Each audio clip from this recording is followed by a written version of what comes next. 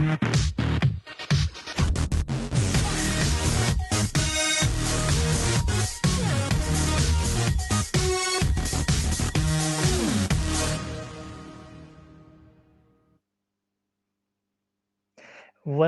Madridistas, to the first ever English program from eternocampeon.es, Real Talk.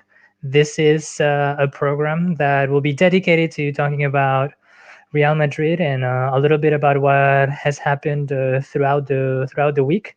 Usually, our website and the rest of our content is in Spanish, but we've decided to create this one in English to reach all of you that don't speak Spanish and are big fan and supporters of Real Madrid.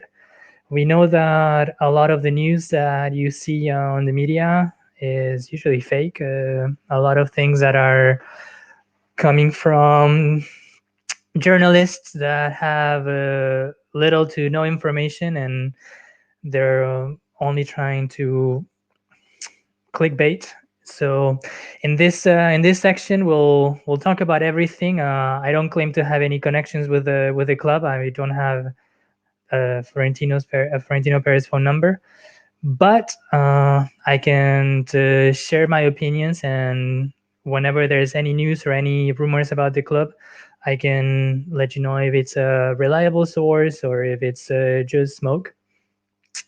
But mainly, what we'll do is talk about the matches played by Real Madrid. We'll analyze the games. We'll talk about how the team is doing and anything else that is current events for the club. So today's our first ever episode. The name is Real Talk because everything that we'll talk about here is real and about Real Madrid. And before we start, just don't forget to follow us in our social media accounts. You have them up here on the banner. Our website, our Twitter, Instagram, and our Facebook over there. Also, you can follow me personally on my Twitter account on at Roy2BO, Roy with an I, and then the number 2 and the letters BO. You can see them over here on the little corner. But to begin today, we're gonna start a bit different from what we'll do on the rest of the programs every week. Just to let you know, I'll try to do this weekly, but since this is not my job and I have another job in real life, well, sometimes it'll be complicated, but I'll do my best to bring you this content every week at the same time. It's 3:30 p.m. in Spain, 2:30 in the UK and Ireland, and then we posted the times on Twitter for the rest of the speaking English speaking world. But try to do this weekly. Today we're gonna start a bit different because since it's March 8th and it's International Women's Day, wanna congratulate all the Madridista women out there that support the club. And I wanted to start with the summary for our women's team that had a great important victory this weekend. We played against Espanyol. We won 4-1, and our girls are still fighting to make the top 3 and to qualify for next year's Champions League, Women's Champions League. But we're gonna see first a bit of the highlights for the girls. The goals, some of them are wonderful goals, and then we'll talk about their situation real quick, and then after that we'll move on to the main topic today, which is the Madrid derby that we played yesterday, and there's a lot of things to talk about.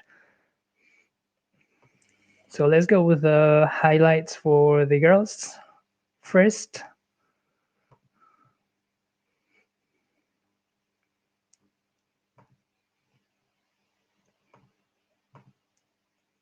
All right.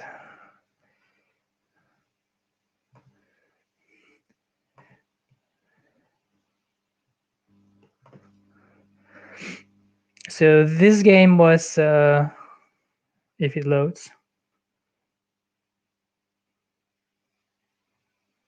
Gonna lower the quality a bit because I think it'll be faster.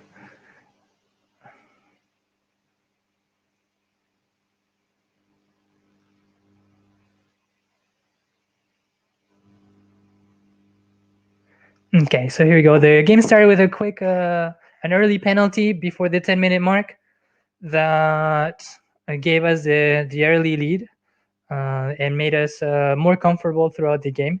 Espanyol are a very tough team to play against. They're very, very tough defensively. But getting this early penalty, it was a clear penalty, it helped us. And then it wasn't until the second half that our girls were able to break the match and finally take over control over the scoreboard and the match.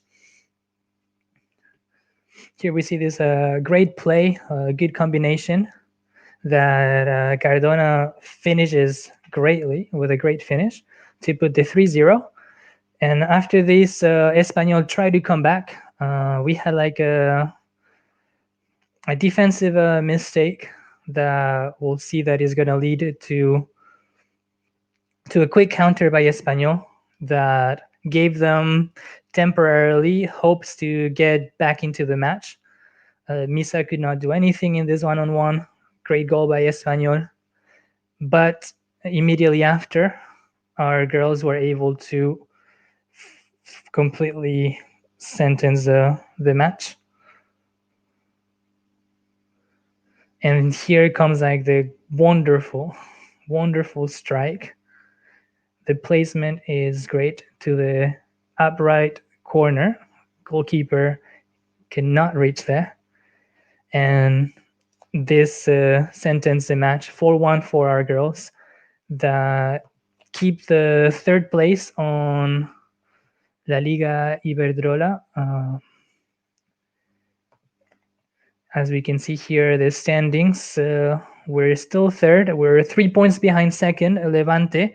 Throughout the season, they have been lately our main rivals for that second position. We're 3 points behind. We are very even on stats. We've scored about the same amount of goals. We've conceded about the same amount.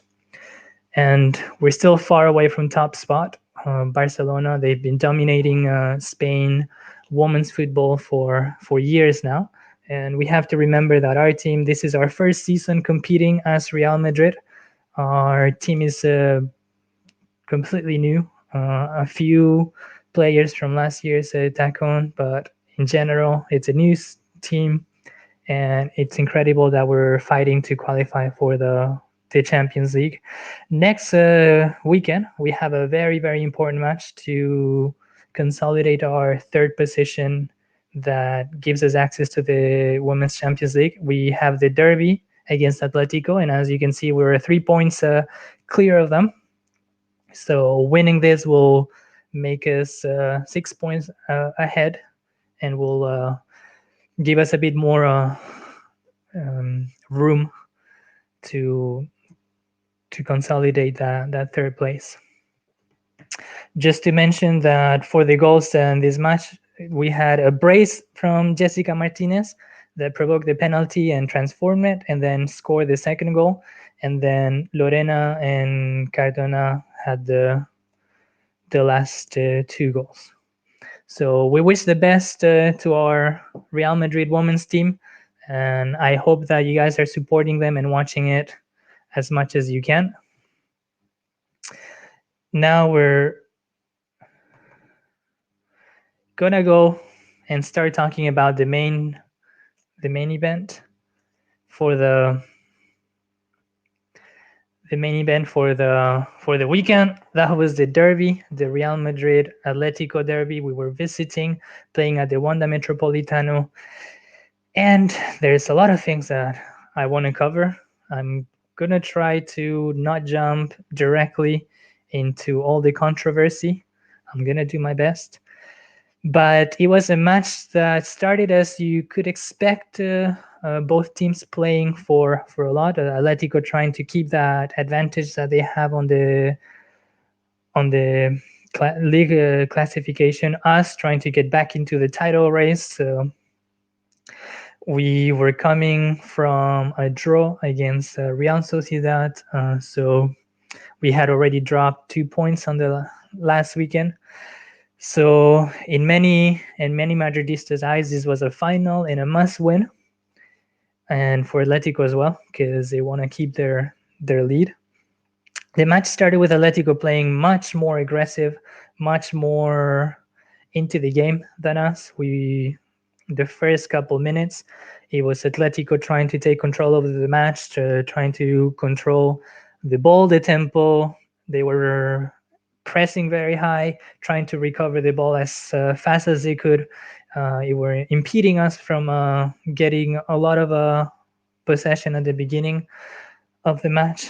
And props to Atletico for starting like that. They definitely went into the game with maybe better mentality than we did, and they saw the reward for their efforts early on with a goal from Suarez early on at the quarter of an hour mark.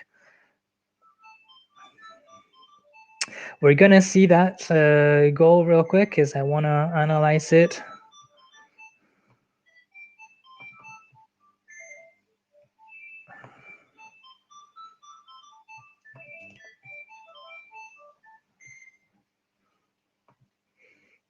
So here we go. This is the goal from Suarez. That to me comes from a defensive mistake on our part. Um, this video was taken from the channel Luther Games. Luther Gamers, shout out to them for uploading on YouTube. And let's see the goal from Suarez.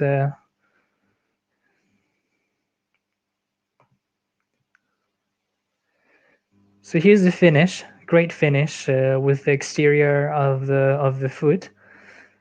But to me, the goal, like the greatest mistake was here when Nacho comes to try to take the ball away from Llorente, and he misjudges the tackle, which allows Llorente to move on completely alone, which leaves Varane trying to come out to cover him. And while he does that, he loses sight of Suarez that completely wins his back. And then superb finish from the Uruguayan striker. Courtois tries to do his best to cover as much space as he can, but nothing he can do there. And 1-0 for the Atletico that saw that the match was getting exactly where they wanted it to be. After this,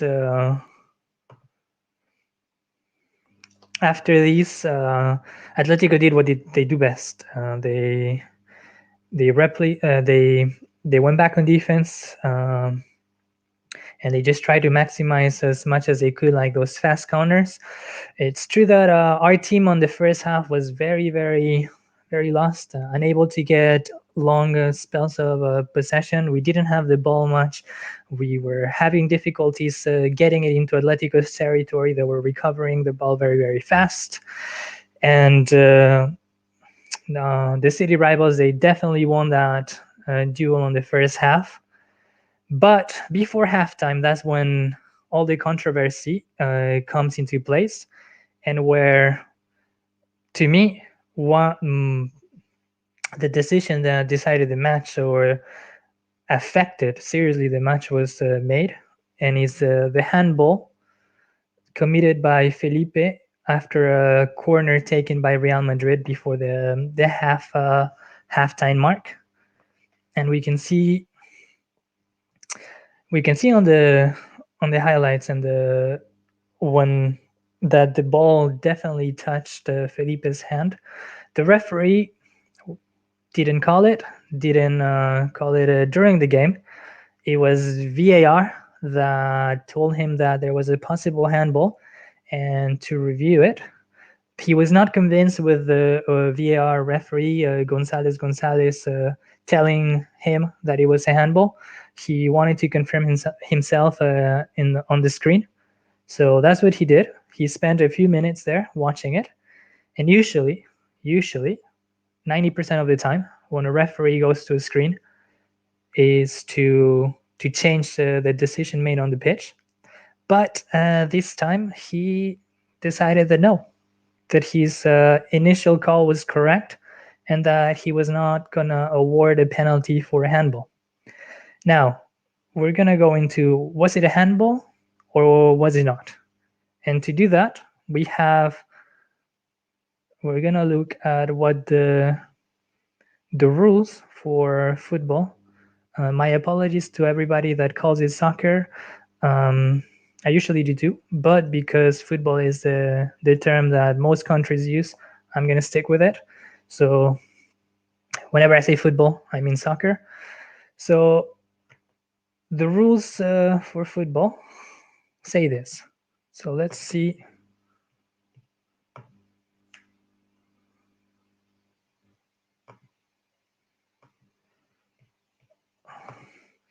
And this is from IFAB. That's the organization that, together with the FA and FIFA, decides what becomes a rule, an official rule in football, and what doesn't. So this is, as you can see, from the season 2020 and 2021, is law 12 fouls and misconduct.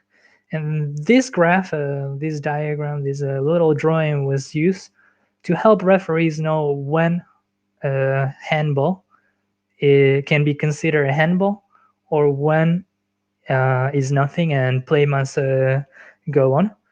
So as you see, the green area, no handball, is what it would usually be above the t-shirt line, the jersey line, if you're wearing short sleeves. Anything that's above that line will not be considered a handball and will be considered part of the player's shoulder. But everything that you see in red, which is below the shirt line, has to be considered a handball. The only exceptions would be if the arm is completely attached to the body, then it would not be considered a handball. If the ball comes from a rebound from yourself, so let's say the ball hits you in the knee and then hits you in the arm, then it would not be considered a handball. If it was a very quick rebound from a short distance between two players, then the referee can decide that it was not a handball.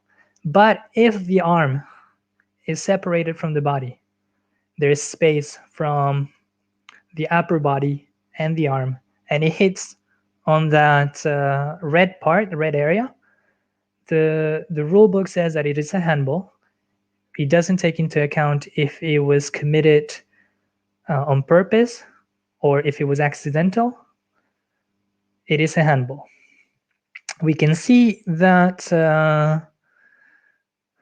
not too long ago, this was called as a penalty against Real Madrid, a match that we actually lost with that due to that penalty. And we can see that the ball did not hit Nacho below the t-shirt line, the jersey line. It hit him on the shoulder, but the referee considered that as he had his arm extended and he was occupying more space than he would naturally do, it was a penalty. Now we're going to see the image that Hernandez, the referee for this match, was given through a VAR to analyze if this play was a penalty or not. And here we clearly see the ball hitting the arm of Felipe below the t-shirt or the jersey sleeve line. It's clearly hitting the red area of the graph that we saw earlier. He has his arm extended away from his body, so he's occupying an unnatural space. And the worst of all is that this action prevented Casemiro from having a clear shot at goal, unmarked, and from inside the small box. So if we stick to the rules of football, this should have been called a penalty. Some people might say the referee could not see it live when it happened. That's why we have VAR. The VAR ref saw it, called the referee, told him there's a handball. Referee decided, I want to see it for myself. He went there, he saw the images, and still decided that that was not a penalty, that was not a handball. Why? There's no logical explanation unless you know who this referee is, and we'll talk about that later, that has consistently called and made dubious calls against Real Madrid. We're gonna see the video with more images from this handball, because there's a one shot that is very, very revealing about the play. I apologize for the quality of it. This is what I could find. It was uploaded by Legends of Football 2 on YouTube, and I don't know if you know, but La Liga is very strict about the images that they allow you to share on social media, and especially if it has to do with Real Madrid, and it has to do with things that affect Real Madrid in a negative way. They take them down very fast. So I was lucky to see this. But when you look at this image taken from behind the referee, we can see that he clearly had a clear picture of what happened in that play. He's looking directly at Felipe and his arm, and he can see the ball hitting him, preventing it from reaching Casemiro. So the referee had a clear view of the play before VAR told him to go review it. He had already seen the handball when it happened, didn't call it. Then VAR tells him to go review it, and he decides that he's going to review it, but he has already seen it. He has already seen the clear picture of what happened. Here in this other shot, we can see it again, how it hits the arm. Again, my apologies for the quality, but these are the best that I could see. This one is a bit more clear. We can see the impact of the ball on Felipe's arm.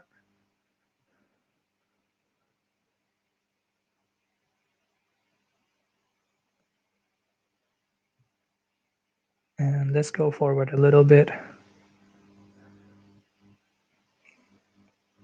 If this works. Back again to when the referee is looking directly at the handball.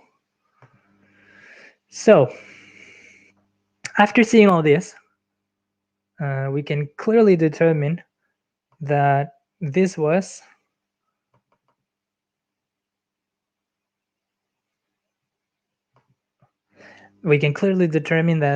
a handball. By the rules, there's no debate, there's no interpretation, there's nothing to justify the referee seeing this live, because he saw it, we saw how he was looking directly at the play. Then he saw it on camera, he saw the images that I just showed you, he saw the picture that I just showed you, where you can clearly see the ball hitting the arm below the t-shirt line, and he still decided that he was not going to award it. So the question is, why would a referee do that? And the answer is simple. This referee has consistently made calls that were harmful and against Real Madrid. Today, our colleague Diego, he tweeted a very interesting thread on Twitter about all the mistakes that this guy has made against Real Madrid. So let's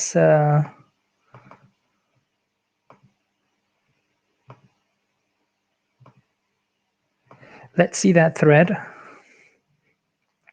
And obviously he tweeted it in Spanish, but I'll translate what he said.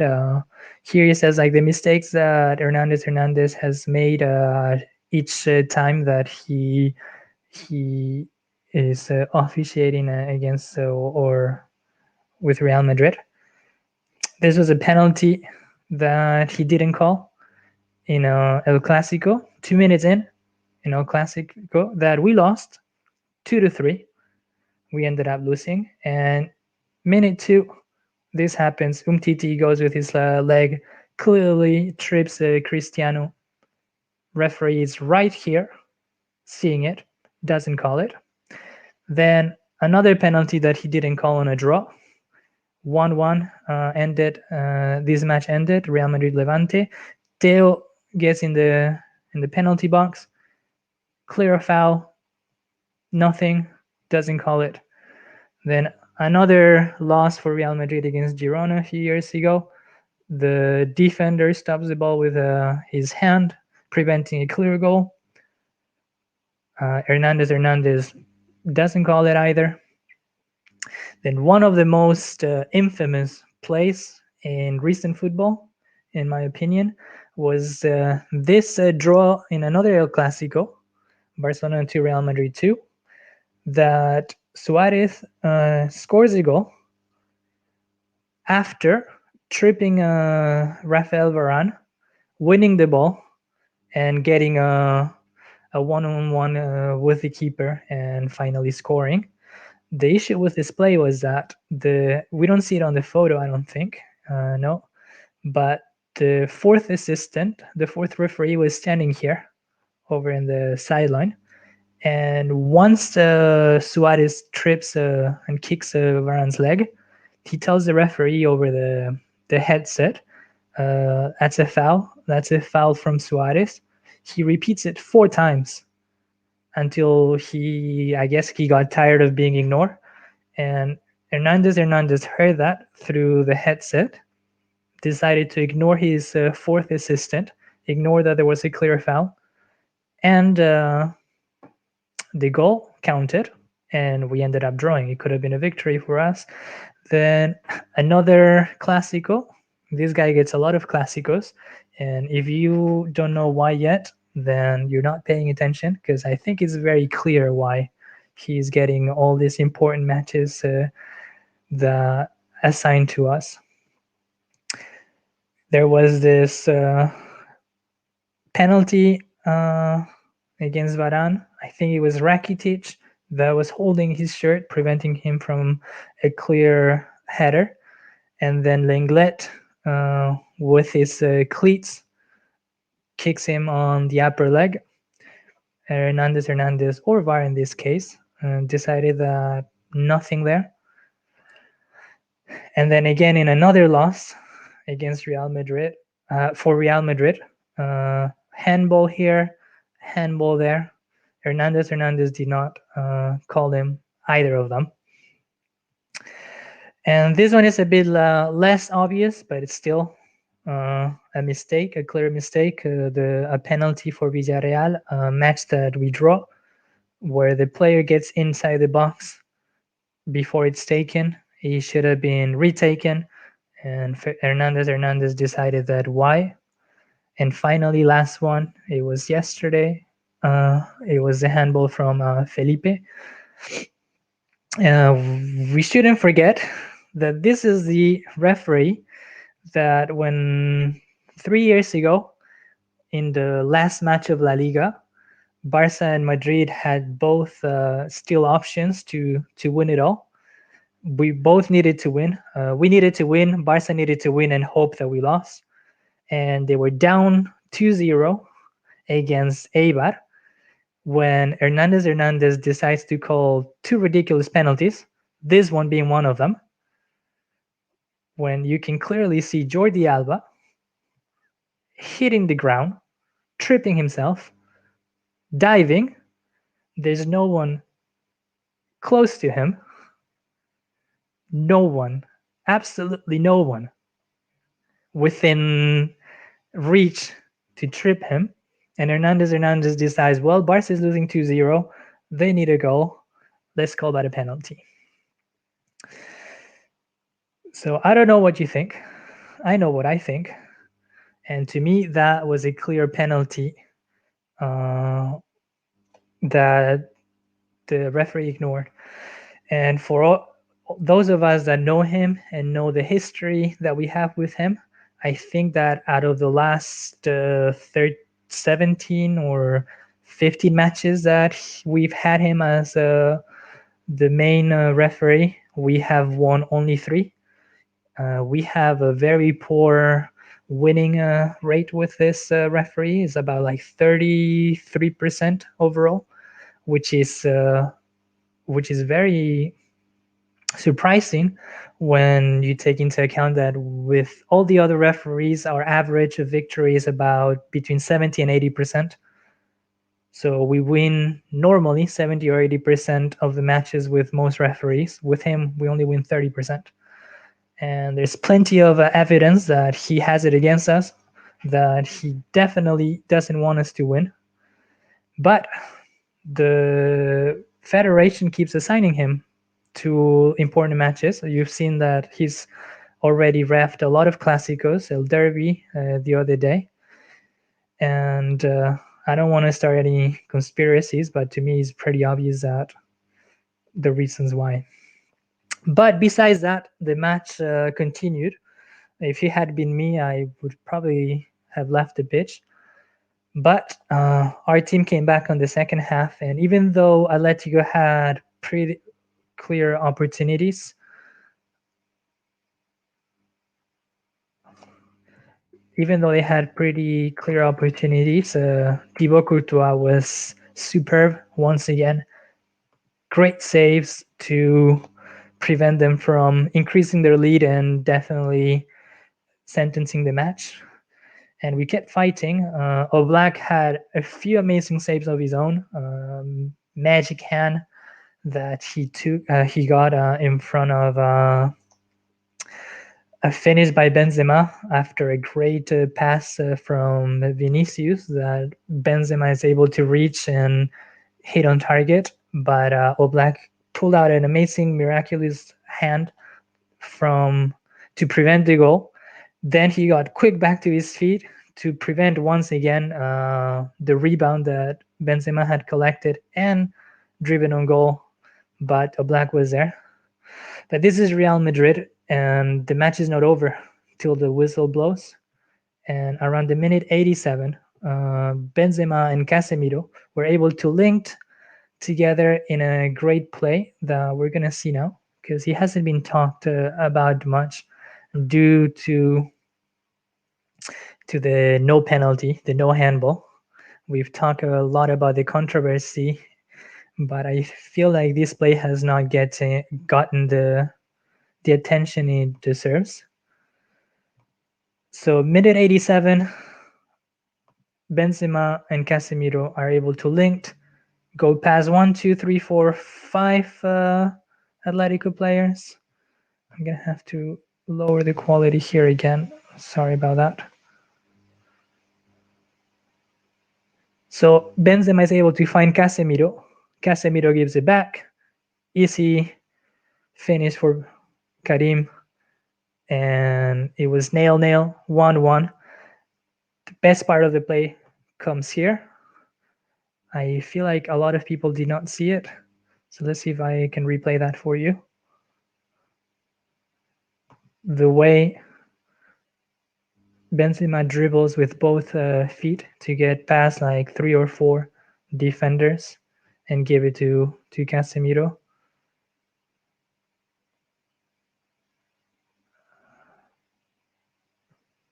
Sorry. Let me play it back.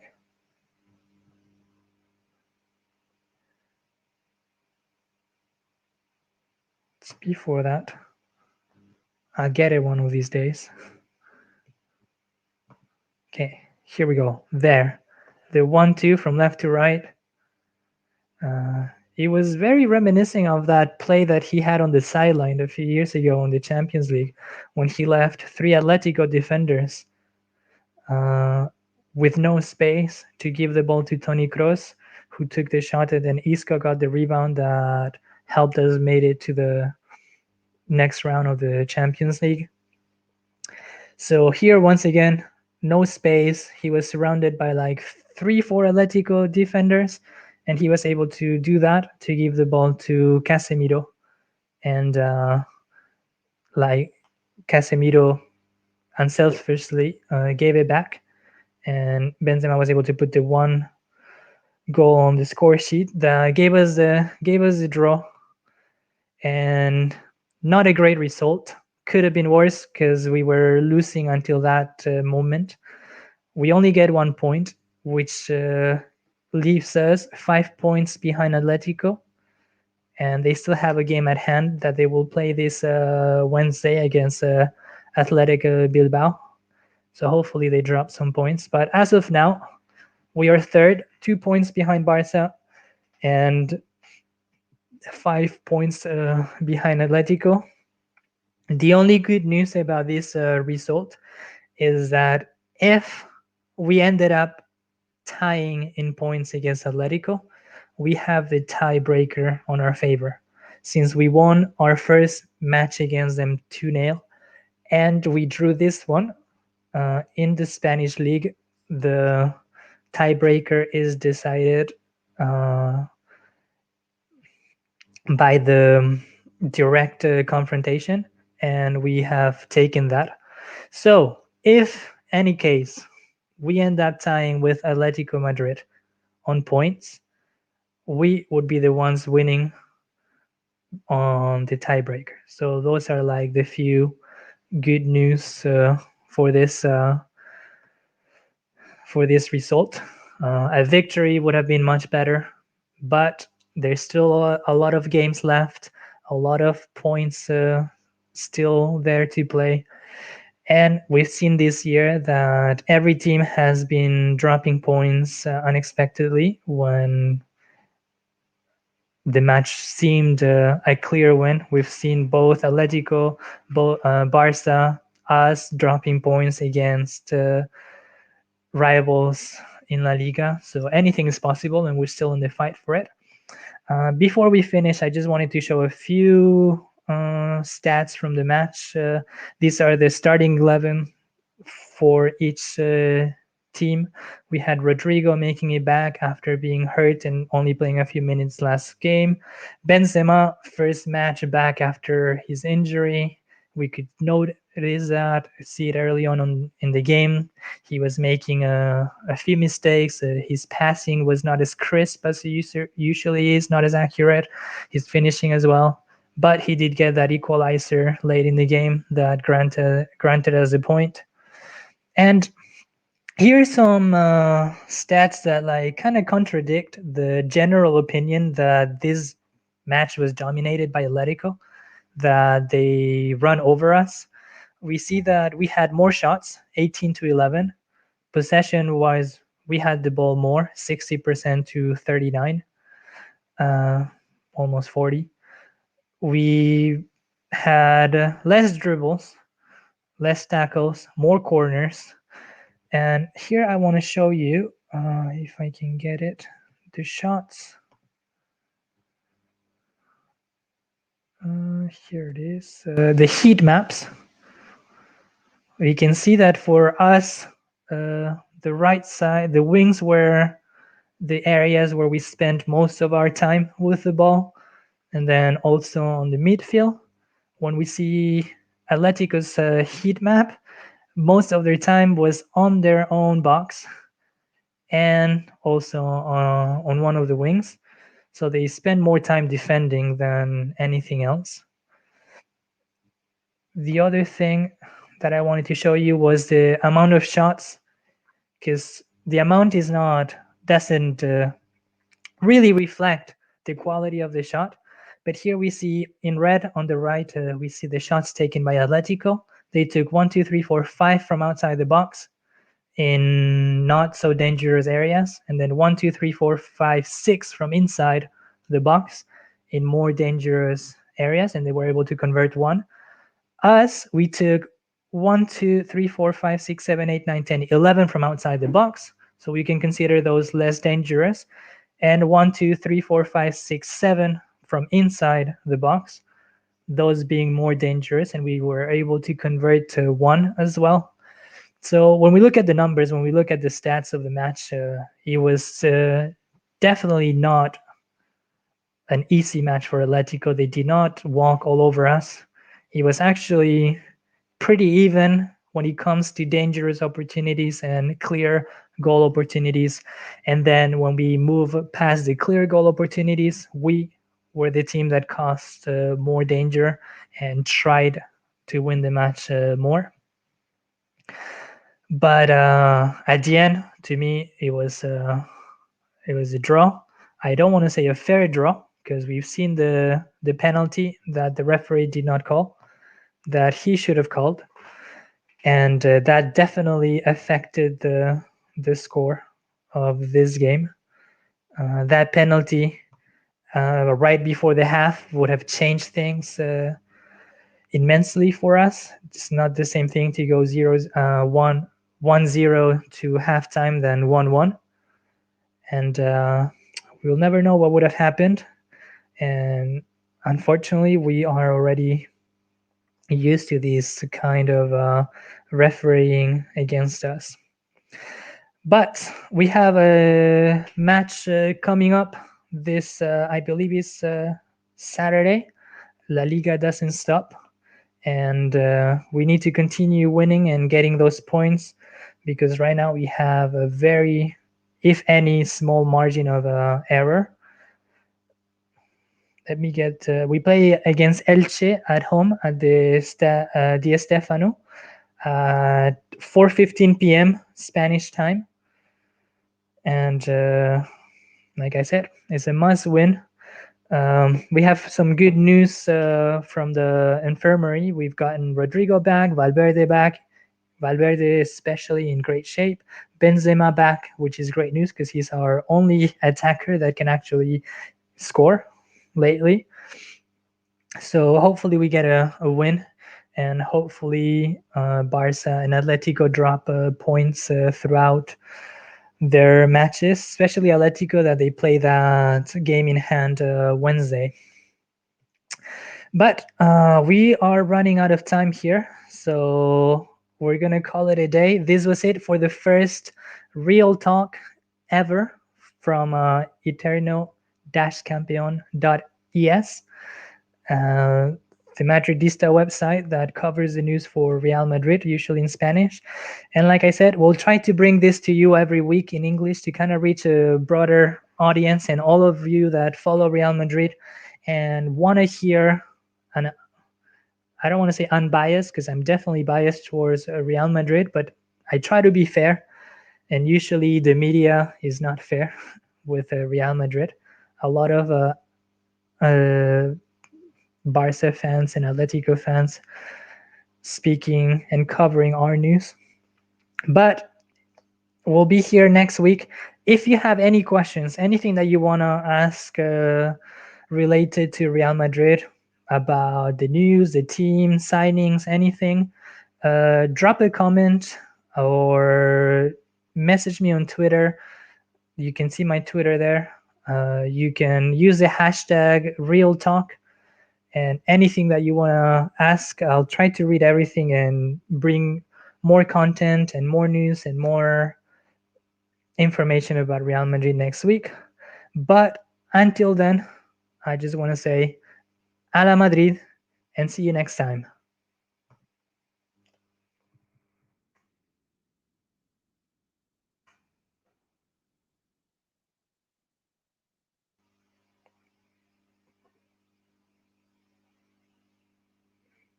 Oh, don't forget to follow us. It's in Spanish, but follow us at Eterno Campeón RM, at Baloncesto EC, that's our basketball account, and Food Cantera EC, that's for the academy team. So don't forget to subscribe, activate the little bell, click share, like, all that on Twitch, YouTube, everywhere that you see us. It's free, easy, and it helps us a lot. And we have a lot of content for now in English, only this. The rest is in Spanish, but we have people covering basketball, the women's team, the youth academy, and everything related to Real Madrid. So until next week,